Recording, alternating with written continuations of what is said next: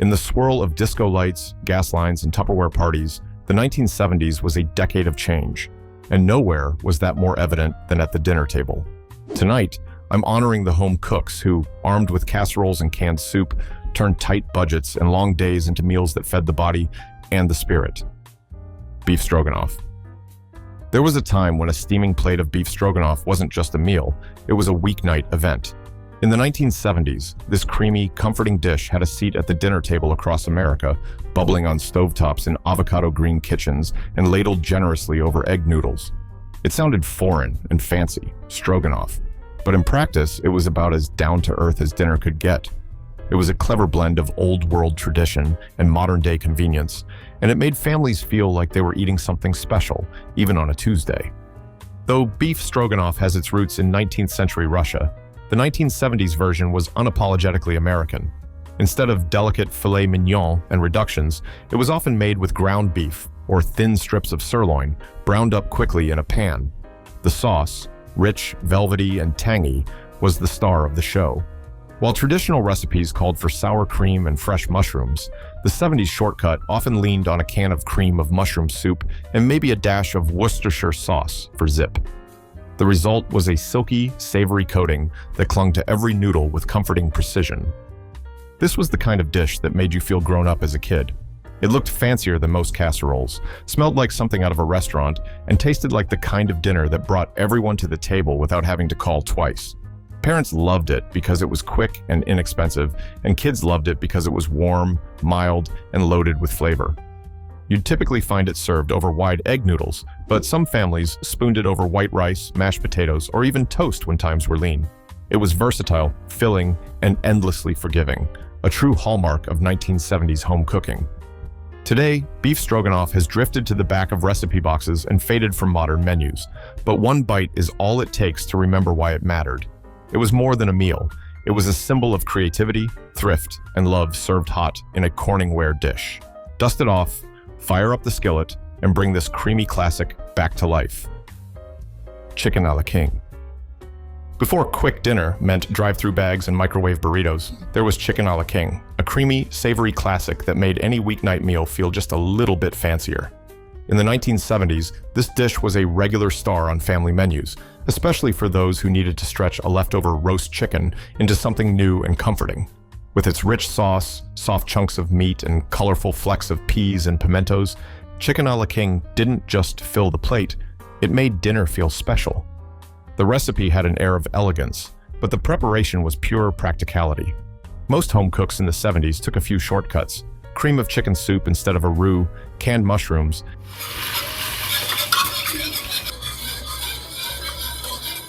and maybe frozen peas or diced green peppers.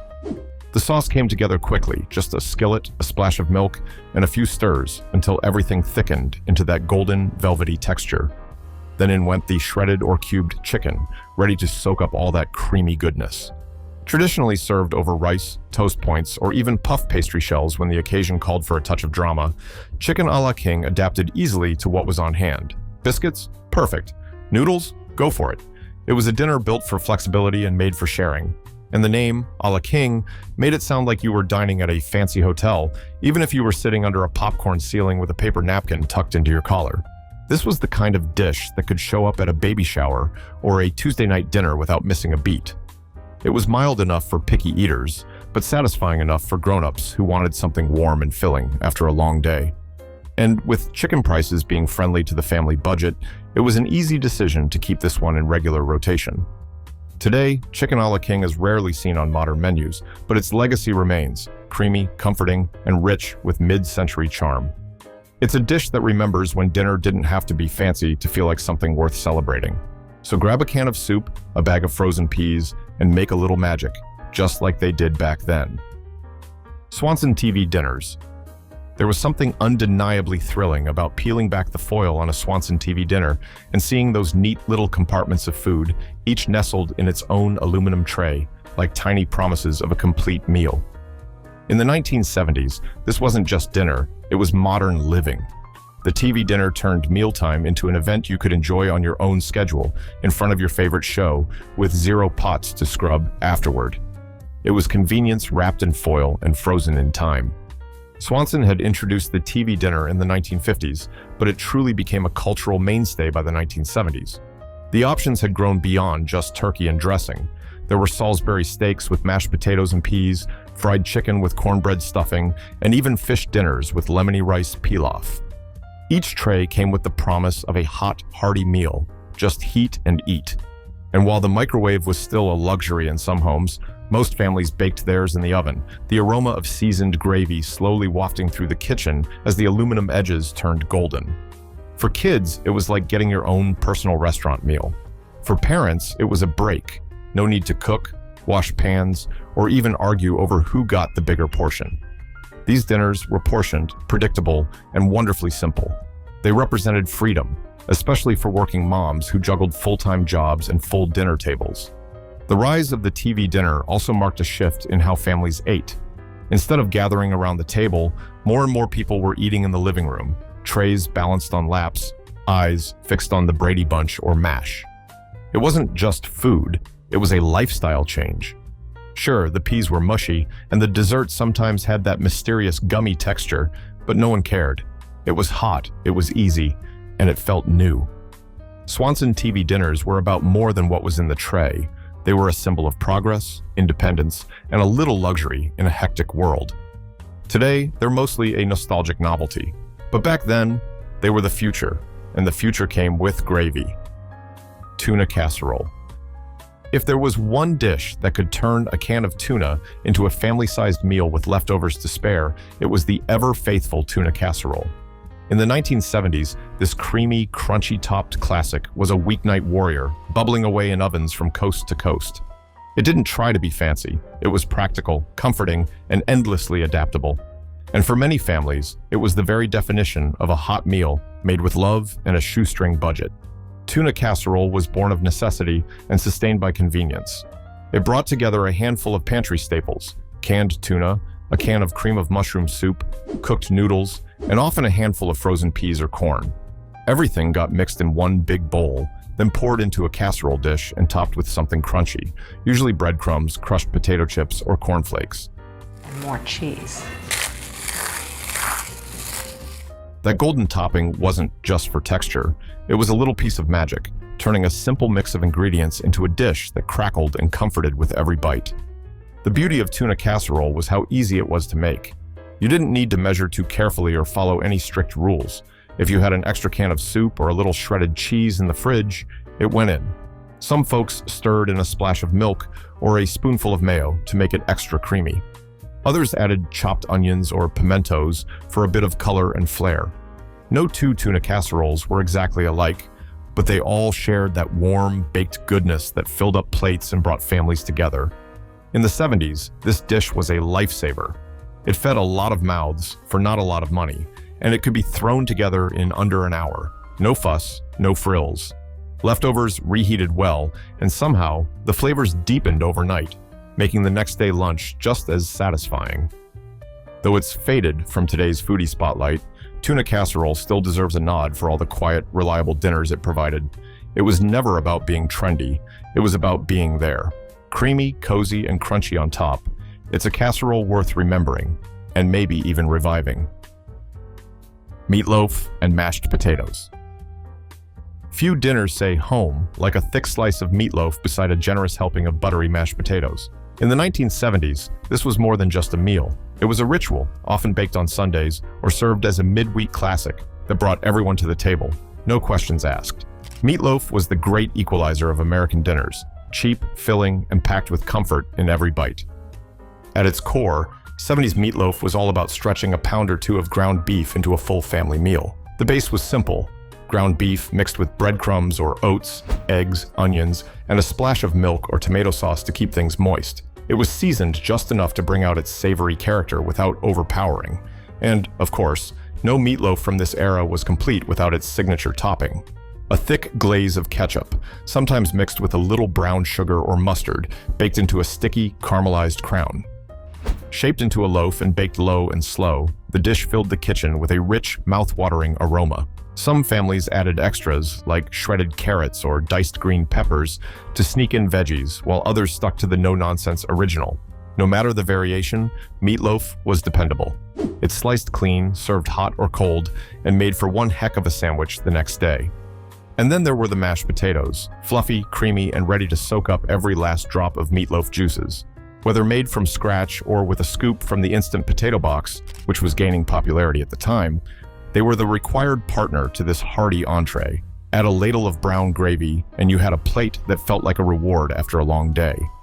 In the fast-moving world of the 1970s, meatloaf and mashed potatoes offered something grounding. It was a meal steeped in tradition, but adaptable enough to suit any family's pantry.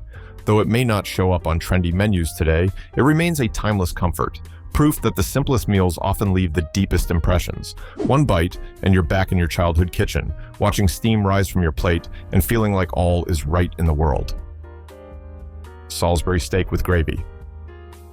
In the golden age of TV trays and weeknight dinners, few meals delivered comfort and satisfaction quite like a hot plate of Salisbury steak with gravy.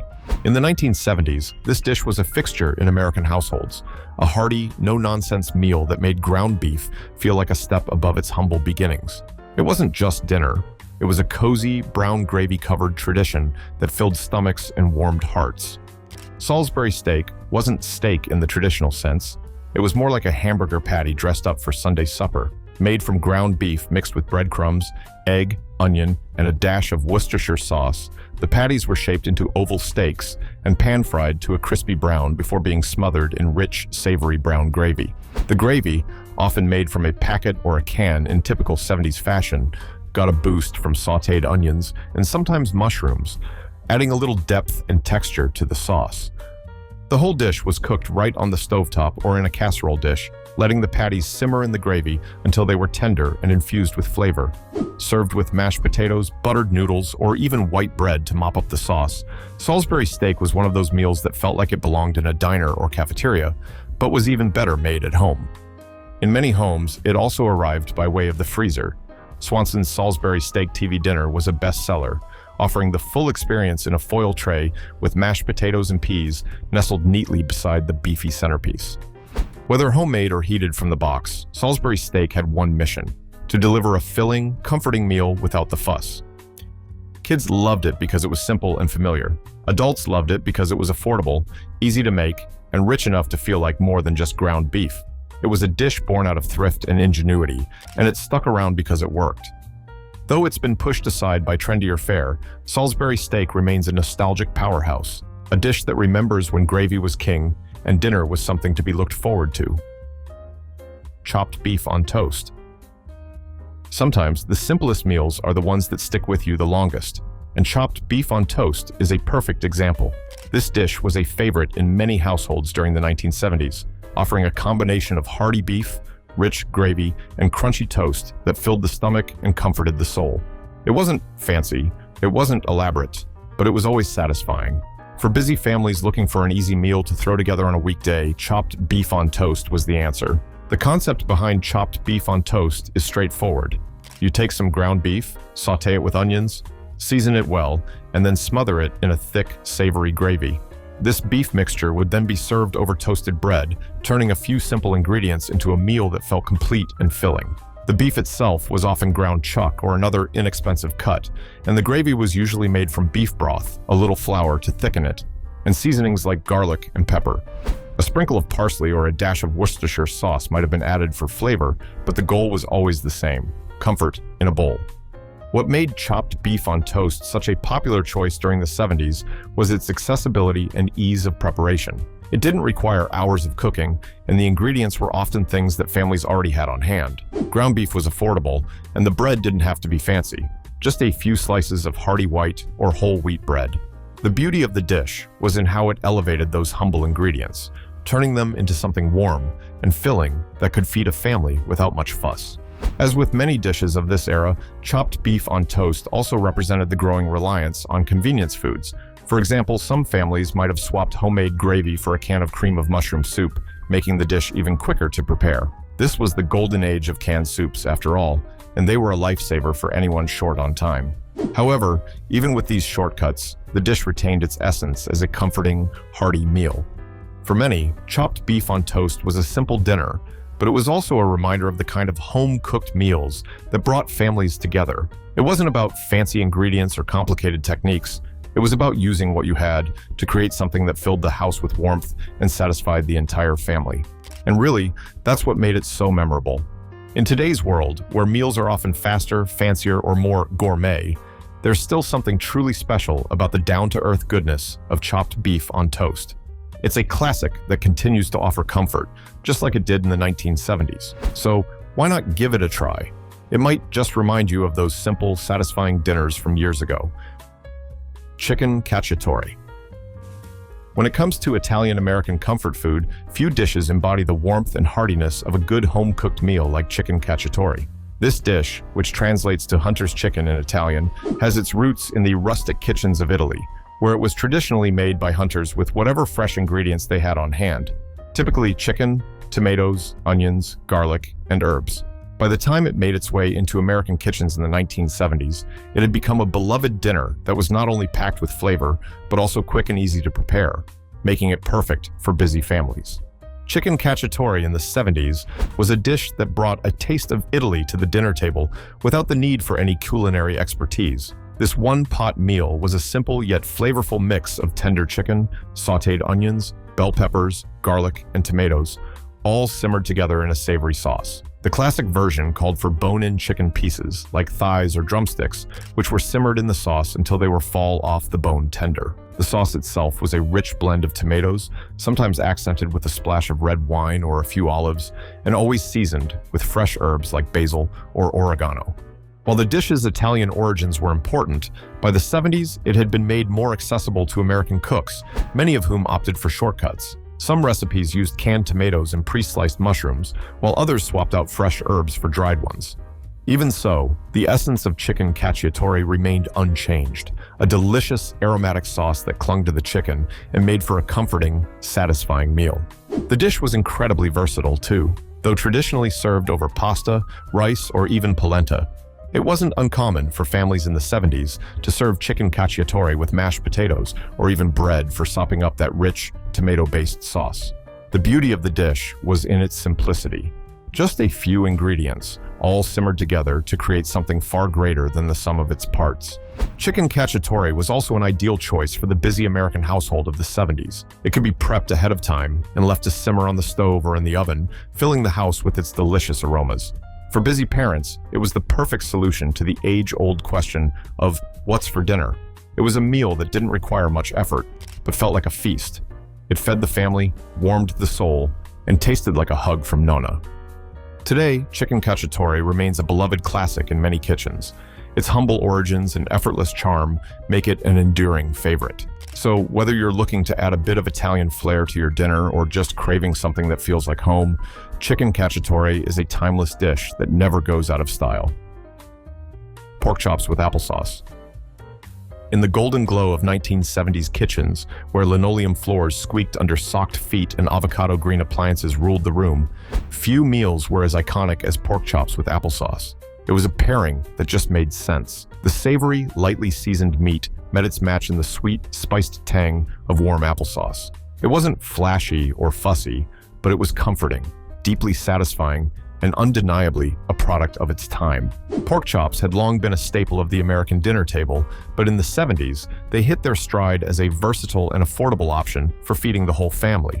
Boneless or bone-in, thick or thin, chops were easy to fry, bake, or broil, and they could be dressed up or down depending on what you had in the pantry.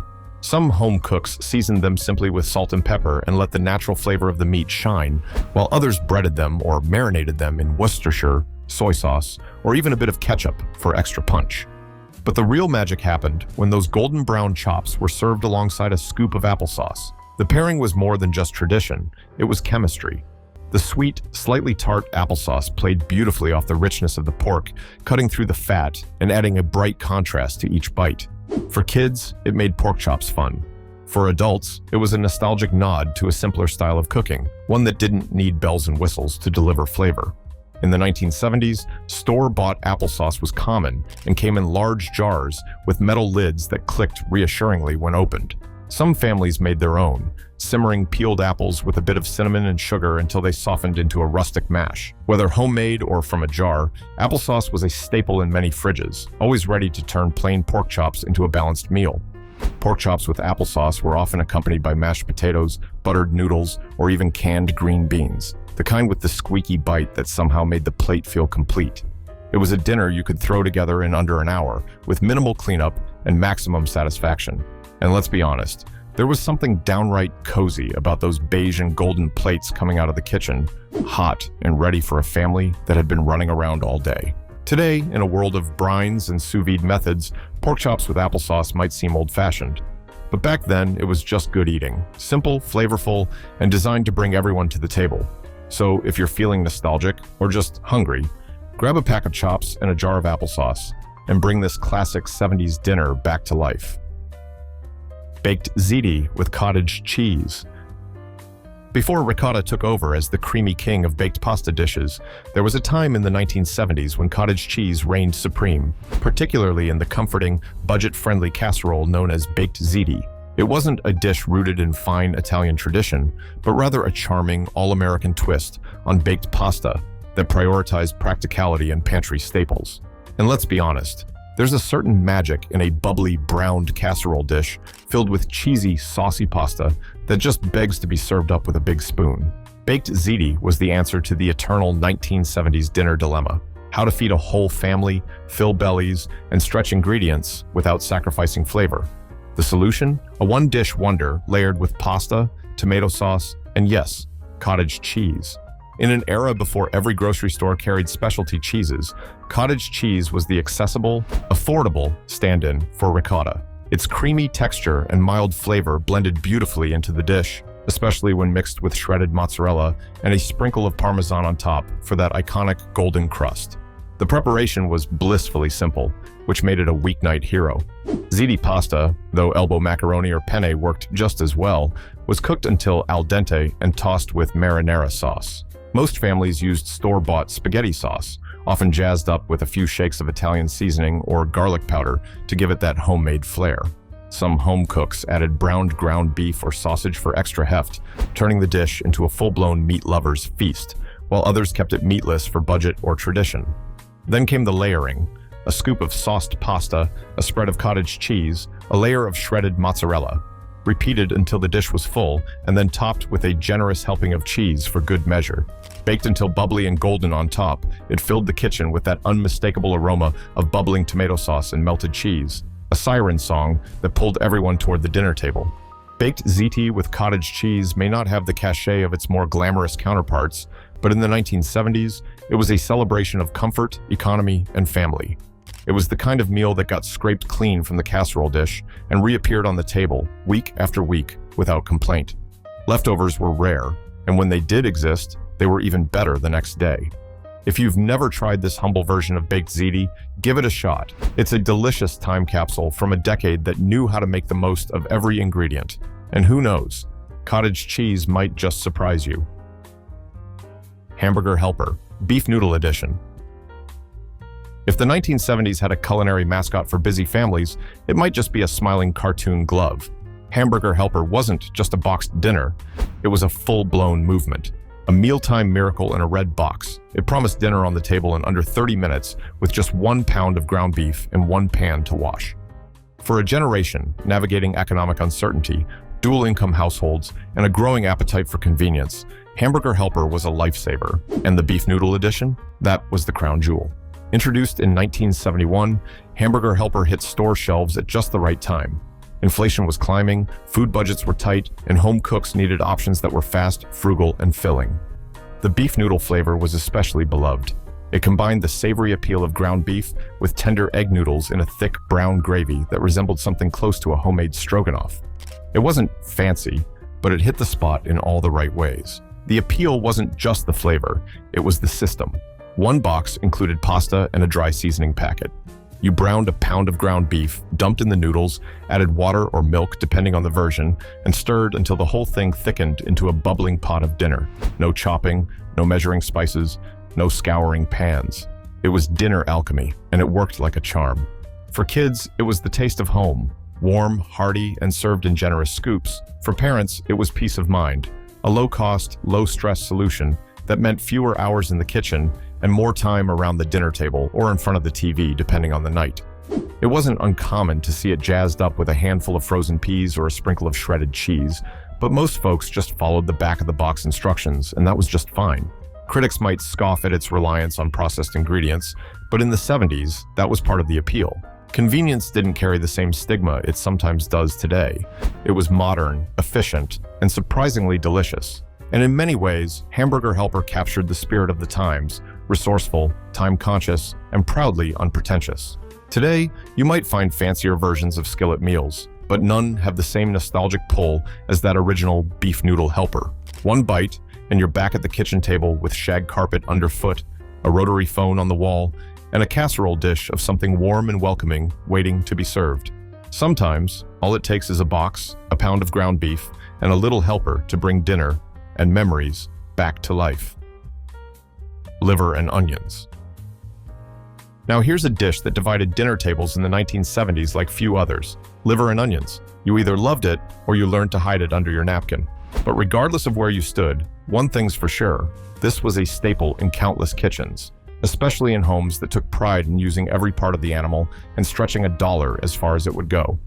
In a time when nothing was wasted and nutrition mattered as much as taste, liver and onions were a bold and hearty mainstay.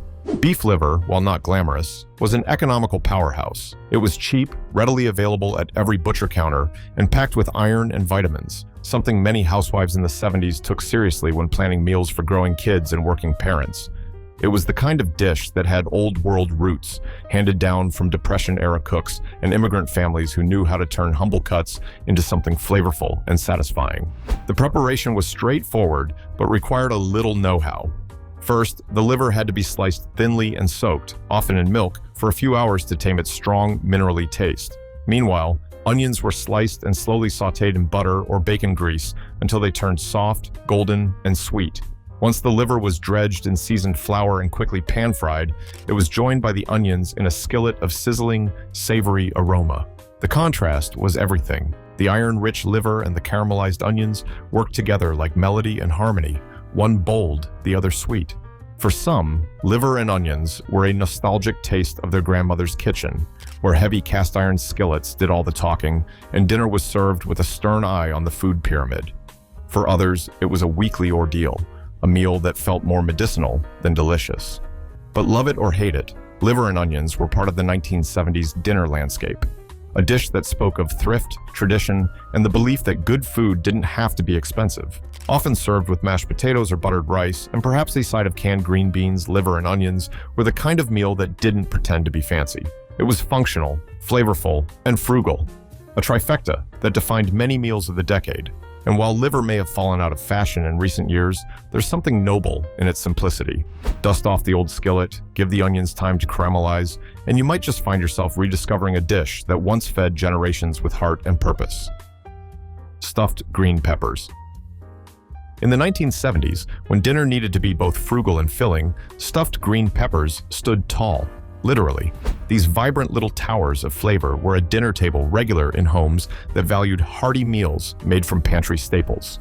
With their bright color, savory aroma, and bubbling tops peeking out of casserole dishes across America, stuffed peppers weren't just a meal, they were a presentation.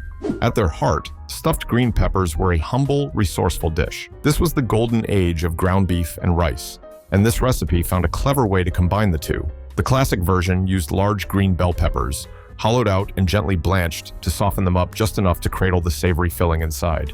That filling, usually a mix of cooked white rice, seasoned ground beef, onions, and canned tomato sauce, sometimes with a dash of Worcestershire or a pinch of oregano if you were feeling adventurous. Once packed full, the peppers were nestled upright in a baking dish and smothered with more tomato sauce, or even a slice of American cheese on top, which would melt and bubble under the broiler, forming a golden crust that made kids a little more willing to dig in. Some cooks covered the whole pan in foil to keep things moist. Others left them uncovered to get that slightly crispy pepper edge. Either way, the smell that wafted through the kitchen while they baked was unmistakable, homey, rich, and deeply comforting. Stuffed peppers had another trick up their sleeve. They were incredibly versatile. Some families swapped the beef for sausage or turkey, while others added corn, beans, or even diced mushrooms to stretch the filling a little further. You could make them ahead, freeze them for later, or reheat leftovers that tasted just as good the next day. In many ways, stuffed green peppers were emblematic of the 1970s cooking mindset. Practical, nourishing, and made with what was already in the pantry. They were a smart way to use up leftover rice or stretch a single pound of meat into a full meal for 4 or more. And in an era when casseroles and one-dish dinners were king, stuffed peppers felt like a little bit of thoughtful effort went a long way. Today, they may not have the same star power as trendy grain bowls or sheet pan dinners, but one bite will remind you why they earned their place in America's dinner history. Soft, savory, and just a little sweet. From those cooked down peppers, this is the kind of dish that quietly wins you over, just like it did 50 years ago. Deviled ham roll-ups. If you were a kid rummaging through the fridge in the 1970s, chances are you came across a little can of Underwood deviled ham, bright red with that impish white devil grinning back at you. That curious, spicy meat spread was the star of many quick meals, but none more memorable than deviled ham roll-ups, a quirky and beloved dinner idea that turned a few slices of lunch meat into a retro culinary experience. Deviled ham roll-ups weren't about elegance, they were about efficiency, flavor, and a touch of fun. The dish usually started with thin slices of deli ham, the kind you'd buy by the pound at the grocery store counter, rolled around a creamy, tangy filling of deviled ham, mayonnaise, and a touch of mustard or relish. Some home cooks jazzed it up with chopped celery, onion, or even hard-boiled egg, giving it a bit more texture and bite. The result was a soft, savory bundle that could be served hot or cold, depending on the mood or the weather. In many households, these roll-ups were assembled in neat rows in a glass baking dish, topped with a thin coating of cheese sauce or cream of mushroom soup, then baked until warm and bubbly. Others preferred them chilled, served straight from the fridge as a sort of deconstructed sandwich. Perfect for hot summer nights when turning on the oven was unthinkable. Either way, deviled ham roll-ups were a meal that felt like it came from a Tupperware party crossed with a church potluck. Colorful, curious, and surprisingly tasty. And let's not forget the appeal to kids. There was something inherently fun about food you could eat with your hands or slice into tidy pinwheels. The soft texture of the ham, combined with the creamy, slightly spicy filling, made each bite rich and satisfying. For parents, the meal was fast, cheap, and a clever way to get protein on the plate without much fuss. Deviled ham itself had a strong flavor profile, salty, smoky, and just a little bit mysterious. It was made from finely ground cured ham, blended with spices, and sometimes a hint of clove or vinegar. While it might raise a few eyebrows today, back then it was a pantry staple, used not just for roll-ups, but for sandwiches, spreads, and quick dips. It was the kind of product that lived quietly in the cupboard, ready to save the day when groceries ran low. Deviled ham roll-ups might not have lasted on restaurant menus, but they lived on in family recipe boxes and community cookbooks, reminding us that dinner didn't have to be complicated to be delicious. They were a product of creativity, convenience, and a little bit of mid-century charm, perfectly suited for the colorful, casserole-loving kitchens of the 1970s. Macaroni and tomato goulash. Before goulash became associated with paprika-heavy Hungarian stews, many American families, especially in the Midwest, had their own version bubbling away on stovetops in the 1970s. A humble, tomatoey, elbow macaroni-laden dish known simply as macaroni and tomato goulash. It wasn't exotic, and it certainly didn't claim to be authentic anything, but it was hearty, filling, and made with ingredients you almost always had on hand. That's what made it so enduring. This version of goulash was a Depression-era survivor, passed down through generations and embraced again in the budget-conscious kitchens of the 70s. It wasn't fancy. It didn't need to be. At its core, it was elbow macaroni, ground beef, canned tomatoes, and a little onion and garlic to get things going.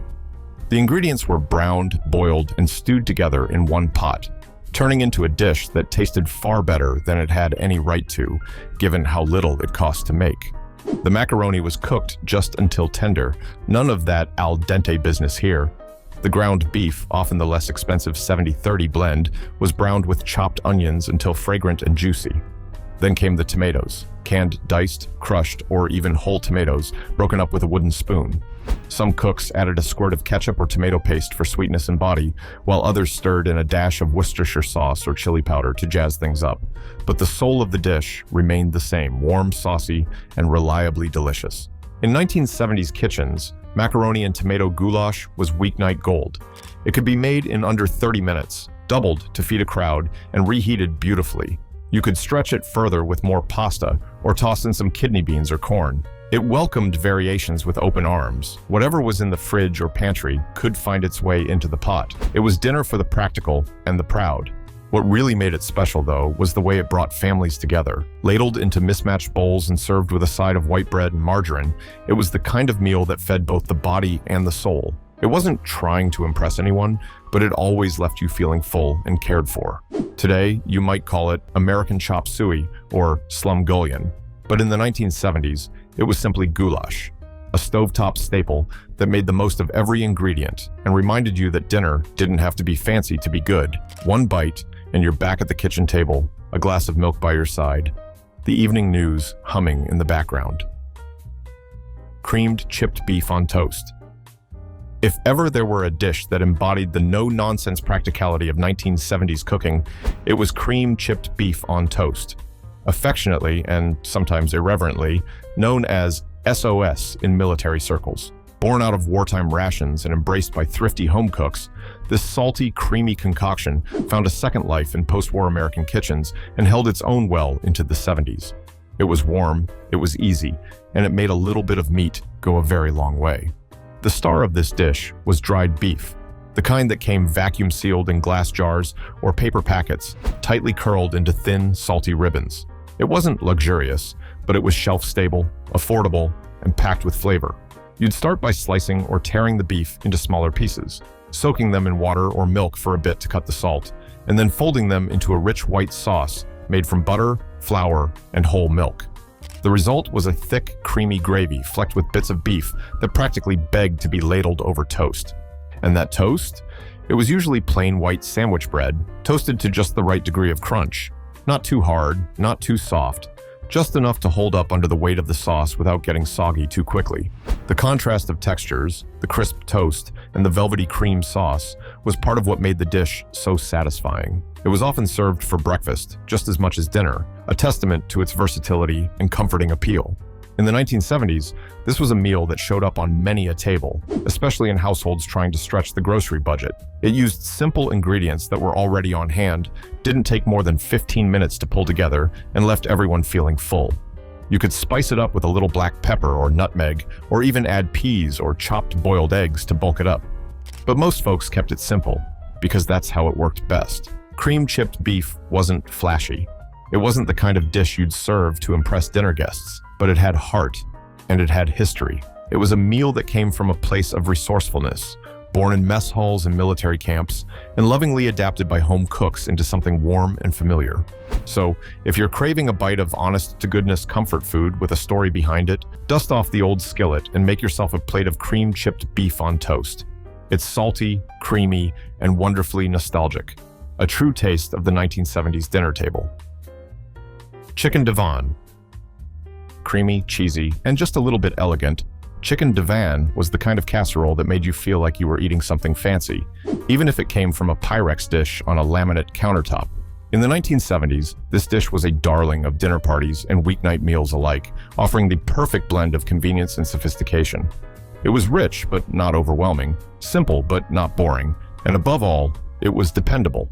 Originally created at the Divan Parisian restaurant in New York's Chatham Hotel in the early 20th century, chicken divan had, by the 70s, evolved into a full-blown casserole classic. The base was cooked chicken, often left over from a Sunday roast or pulled from a store-bought bird, laid over tender broccoli florets. Then came the sauce, and oh, what a sauce it was. Velvety smooth, made from a mixture of condensed cream of chicken or mushroom soup, mayonnaise or sour cream, a touch of lemon juice, and a healthy dose of shredded cheddar or Parmesan cheese. Some recipes even threw in a dash of curry powder for an exotic twist, a trend that popped up in many 1970s cookbooks. Once the ingredients were layered and smothered in that creamy sauce, the whole dish was topped with breadcrumbs, or sometimes crushed crackers or potato chips for added crunch, and baked until bubbly and golden brown. The smell alone, wafting through the kitchen as it baked, was enough to draw everyone to the table with forks in hand. Chicken divan's appeal lay not only in its flavor, but in its practicality. It was a one-dish wonder, easy to prepare ahead of time and perfect for using up leftover chicken or those handy bags of frozen broccoli that had started to flood supermarket freezers. It could be served over rice or egg noodles, or all on its own as a standalone casserole. And unlike many other casseroles of the era, chicken divan had a touch of class. It felt like something you could bring to a potluck and still get compliments. In homes across America, this dish showed up regularly on weekly menus, clipped from magazines, handwritten on recipe cards, and passed from neighbor to neighbor. It was elegant without being extravagant, rich without being too heavy, and comforting without ever becoming dull. These days, chicken divan may not be as trendy as it once was, but its charm remains. It's a dish that reminds us how the 70s balanced convenience with creativity, and how something as simple as broccoli and chicken could become a beloved centerpiece of the family table. Give it a try. You might just find that this creamy casserole still has a place in your modern rotation. Jell-O salad with ham cubes. Yes, you read that right. Jell-O salad with ham cubes. Few dishes scream 1970s dinner table quite like this jiggly, pastel-colored oddity. It might sound like something from a retro culinary museum, but back in the day, savory gelatin molds were not only common, they were downright fashionable. Nestled proudly on buffet tables and dinner spreads, this curious creation was equal parts inventive, resourceful, and, well, peculiar. And in its own wobbly way, it was a beloved slice of the era. The idea of combining meat with gelatin wasn't new. Molded aspics had long graced the tables of 1950s homemakers trying to impress. But the 70s brought a more casual, convenience-driven spin. Using flavored or unflavored Jell-O, usually lemon or lime, these salads were cold, quick to make, and easy to prep ahead, perfect for potlucks, church dinners, or a weeknight light supper. Ham cubes added protein and a salty contrast to the sweet tart gelatin, making it feel like a complete meal, especially when served on a bed of iceberg lettuce. The preparation was as straightforward as it was strange. The gelatin was dissolved in boiling water, then cooled slightly before adding a medley of chopped ingredients: diced ham, celery, shredded carrots, sometimes green olives, or even canned pineapple for that signature sweet-savory clash. Some recipes folded in mayonnaise or sour cream to create a creamier texture, while others leaned on the clear, translucent set for that classic jellyfish glow. The mixture was poured into a mold or glass dish, chilled until firm, and sliced like a cold meatloaf. Jell-O salads like this one weren't just about taste, they were a visual centerpiece. The molded shapes, the pastel colors, the suspended bits of meat and vegetables, it was practically edible sculpture.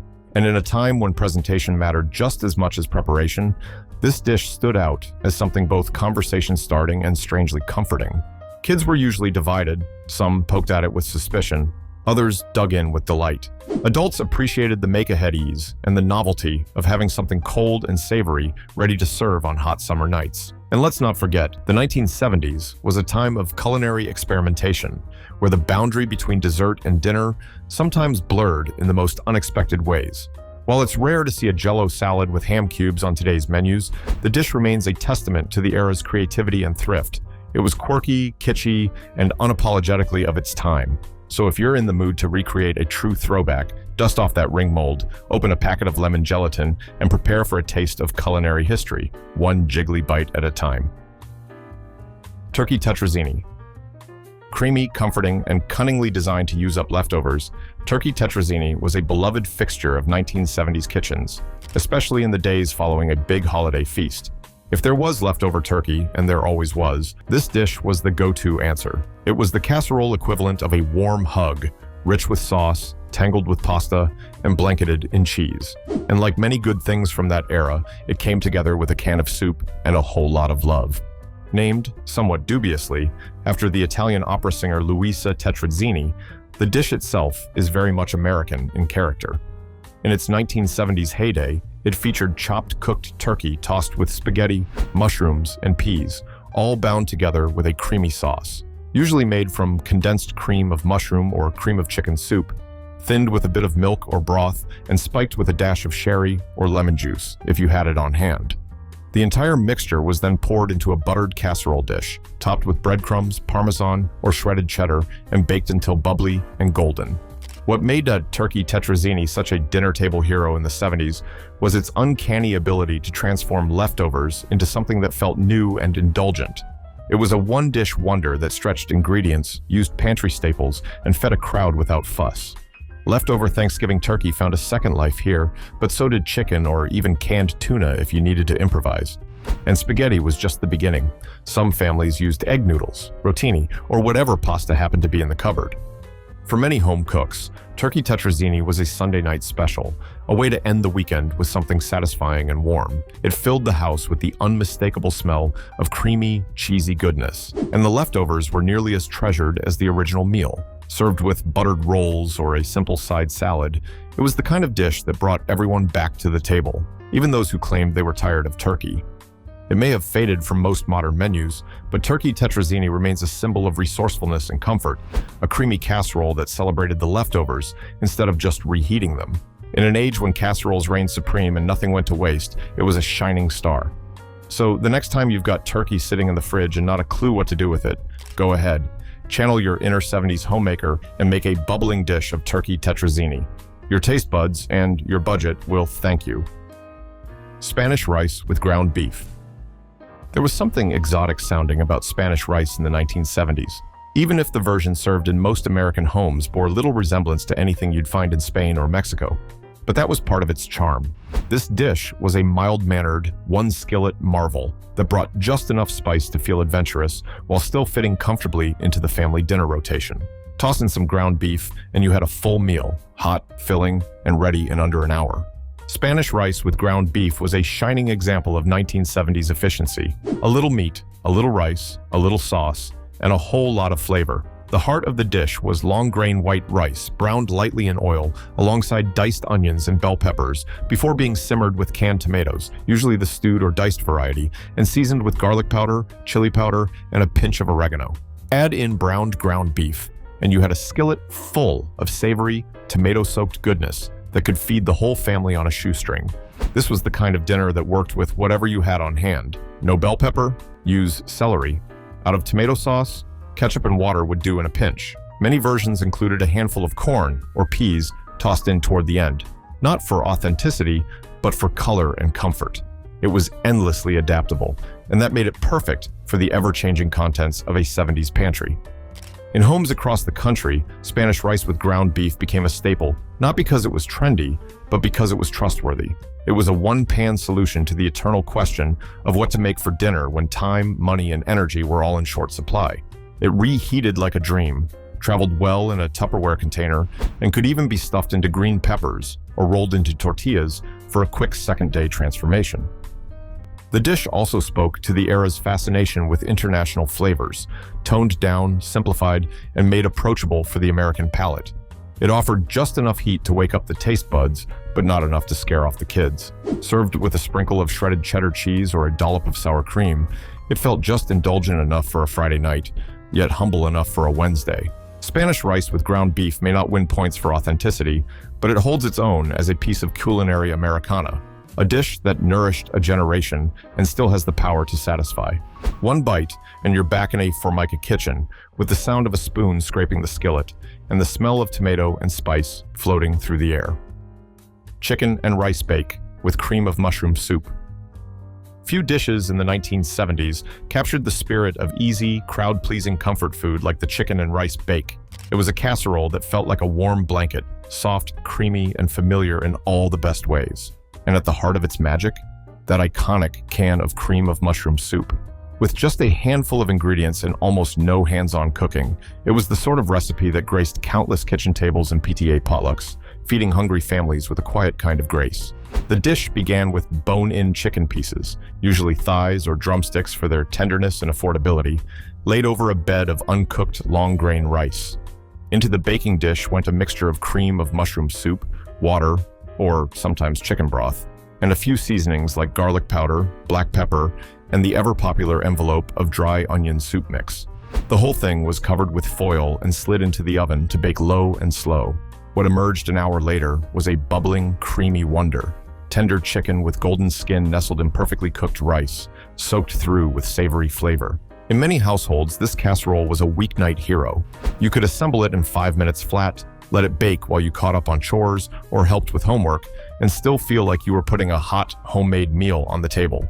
It was filling, reliable, and had that elusive quality that made kids clean their plates without a fuss. The beauty of the chicken and rice bake lay in its flexibility. Some home cooks added chopped celery or frozen peas for a little green. Others experimented with different condensed soups, cream of celery, cream of chicken, or even cheddar cheese soup. Occasionally, shredded cheese or buttered breadcrumbs would be sprinkled on top for extra richness. No matter the variation, the core experience remained the same: a no-fail casserole that delivered every time. What made this dish so emblematic of 1970s cooking was its unabashed embrace of convenience. Canned soup and dry seasoning mixes weren't shortcuts, they were essentials. They turned everyday meals into something flavorful without the need for elaborate sauces or precise timing. And that mattered in a decade when time was short, budgets were tight, and feeding a family meant working with what you had. Today, in a world of slow-cooked meals and scratch-made everything, the humble chicken and rice bake might seem quaint. But one bite of that creamy, mushroom-kissed rice, and you'll understand why this dish earned its place in the Weeknight Hall of Fame. It's comfort food, plain and simple, with just the right amount of nostalgia baked right in. Frankfurter and bean casserole. If there was one dish that truly embodied the budget-minded spirit of 1970s family cooking, it was the Frankfurter and bean casserole. Equal parts thrifty and comforting, it was the kind of meal that could be whipped up in minutes, cost next to nothing, and still brought everyone to the table with bellies rumbling. This dish didn't pretend to be fancy. It knew exactly what it was: warm, saucy, and unapologetically simple. The foundation of the casserole was a can or two of pork and beans, the kind that sat on pantry shelves like loyal old friends. Into those beans went slices of hot dogs, Frankfurters, as they were more often called then, cut on the bias or in little coins, depending on the mood or the child wielding the butter knife. Everything was dumped into a casserole dish and baked until bubbly and thick, often with a sweet and savory boost from a spoonful of ketchup, a splash of molasses, or a squirt of yellow mustard stirred in before baking. On top? Well, that was up to the cook. Some families sprinkled the dish with shredded cheddar cheese during the last few minutes of baking.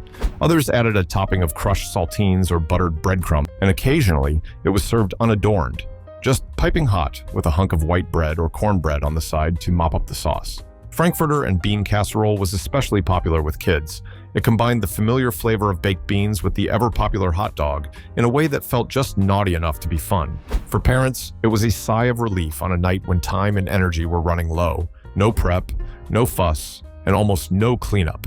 Just open a few cans, slice a few franks, and let the oven do the rest. The dish also held a subtle nostalgia, a link to campfire cookouts and summertime picnics, repurposed for cold weather comfort. In fact, this casserole often doubled as a winter version of summer baked beans, a cozy take on a warm weather classic. It also became a canvas for experimentation. Some added chopped onions or bell peppers, others stirred in barbecue sauce or a few dashes of Worcestershire to make things a bit more complex. Frankfurter and bean casserole may not be the star of any culinary revival, but in the 1970s, it was a household hero, a dish that did its job with quiet confidence. Today, it remains a humble reminder that sometimes the simplest combinations are the ones we remember longest. Tuna noodle wiggle. With a name that sounds more like a dance move than a dinner, tuna noodle wiggle was a quirky and beloved staple of 1970s weeknight meals. It had everything a busy family cook needed.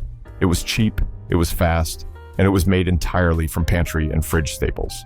Like so many dishes of the era, it was part comfort food, part culinary improvisation, a kind of casserole meets stovetop affair that wiggled its way into American hearts one bite at a time. At its core, tuna noodle wiggle was a stovetop dish made by combining canned tuna with cooked egg noodles and a creamy white sauce, often enhanced with canned peas or diced pimentos for a pop of color and texture. The wiggle came from the jiggly, loose consistency of the sauce-coated noodles, which didn't bake into a firm casserole, but rather slinked and slipped on the plate with joyful abandon.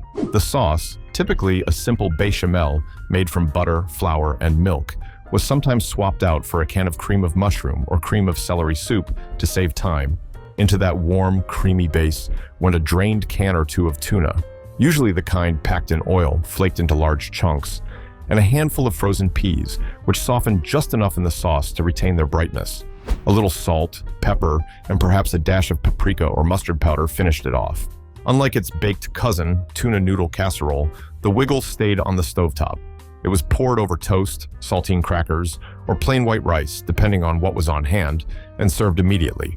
That gave it a silky, spoonable texture that many kids preferred to the crustier casserole version. And while it may not have had the crisp topping of breadcrumbs or cheese, it made up for it with speed and familiarity. In the 1970s, tuna noodle Wiggle fit perfectly into the rhythm of daily life. It was a reliable standby for nights when the fridge was bare, when dinner had to stretch across a big family, or when payday was still a few days away. The ingredients were shelf-stable, affordable, and endlessly forgiving. If you didn't have peas, you used corn. If you were out of milk, evaporated milk, or even powdered milk worked just fine. It may not show up on modern menus, but tuna noodle Wiggle holds a special place in the nostalgia pantry, a reminder of simpler times when dinner was about warmth, frugality, and feeding the people you loved. And if you give it a chance, you might just find yourself wiggling back for seconds. Hamburger steak with onion gravy.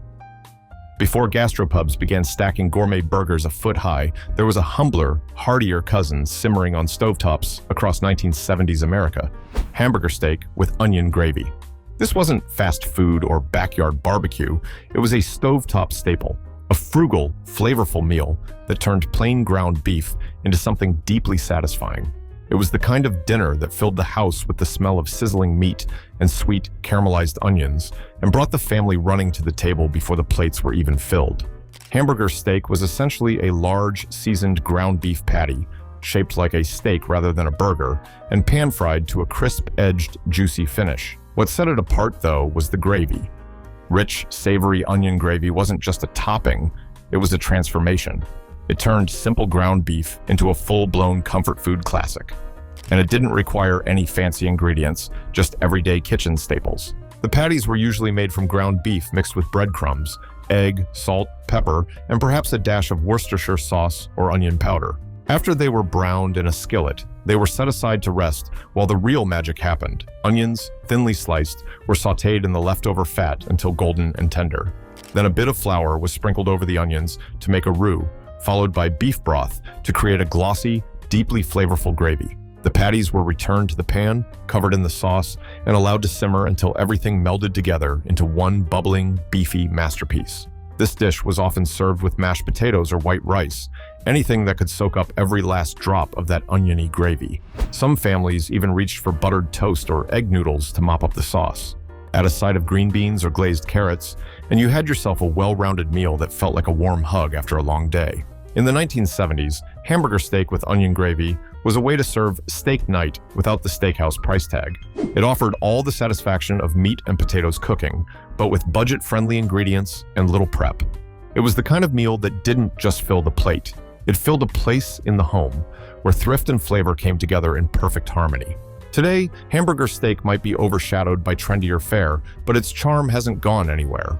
One bite of that tender beef smothered in savory gravy, and you're instantly transported back to a wood-paneled kitchen with steam rising from the stove and the clink of plates being set for dinner.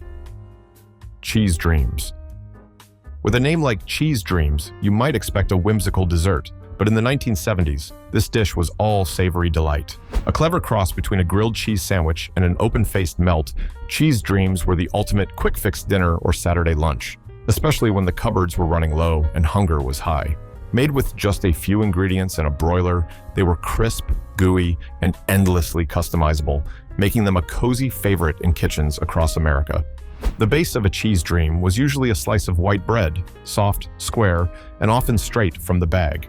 Onto that went a layer of sliced American cheese, though many cooks got creative with cheddar, Velveeta, or whatever cheese happened to be in the fridge. Some versions called for a smear of butter or mayonnaise under the cheese to help crisp the bread, while others topped the cheese with sliced tomato, cooked bacon, or even a round of pineapple for that sweet, savory bite that mid-century home cooks loved. Once assembled, the sandwiches were laid out on a baking sheet and slid under the broiler. In just a few minutes, the cheese would melt and bubble, sometimes browning in spots, while the bread toasted to golden perfection around the edges. The result? A warm, open-faced sandwich that was crisp on the outside, molten in the middle, and absolutely irresistible. Cheese Dreams were often served with a bowl of tomato soup, a side of canned fruit cocktail, or just a cold glass of milk. They were especially popular with kids who loved their cheesy simplicity, but they also had a place in grown-up comfort food. They were faster than grilled cheese, required no flipping, and gave the cook full creative license to dress them up or down. What made Cheese Dreams such a quintessential 1970s meal was their blend of practicality and playfulness. They were economical, used ingredients nearly every household kept on hand, and were ready in 10 minutes or less. For busy moms, babysitters, or latchkey kids making their own meals, Cheese Dreams were dependable and delicious, always ready to rise to the occasion. While they might seem quaint by today's standards, Cheese Dreams are a reminder that good food doesn't have to be complicated. Sometimes, all it takes is a slice of bread, a slice of cheese, and a little heat to make something that hits the spot. So, if you're feeling nostalgic or just need a quick, satisfying bite, pop a few under the broiler and rediscover this golden, melty gem from the past.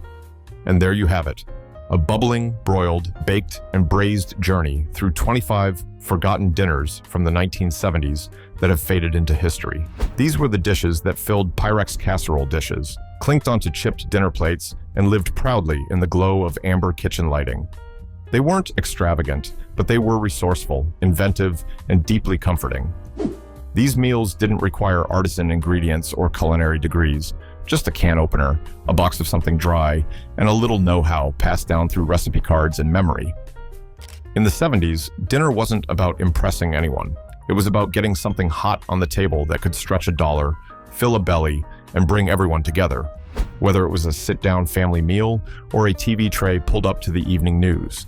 These dishes came from a time when convenience met creativity, when leftovers weren't just reheated, they were reinvented. And even if some of these recipes make us chuckle now, hello Jell-O ham salad, they carry with them the flavors of an era when home cooking was proud, personal, and perfectly imperfect. So maybe it's time to dust off that old casserole dish, rummage through the back of the pantry, and bring one of these forgotten meals back to life. Revisit a childhood favorite. Surprise your family with a retro weeknight dinner, or just indulge in a little stovetop nostalgia. Because while the food may have changed, the feeling of home, that magical moment when something warm hits the plate and the room quiets down, never goes out of style. Until next time, keep those memories simmering and your oven mitts close. This has been 25 Cheap Dishes, where yesterday's meals remind us that the best food often comes from the humblest kitchens.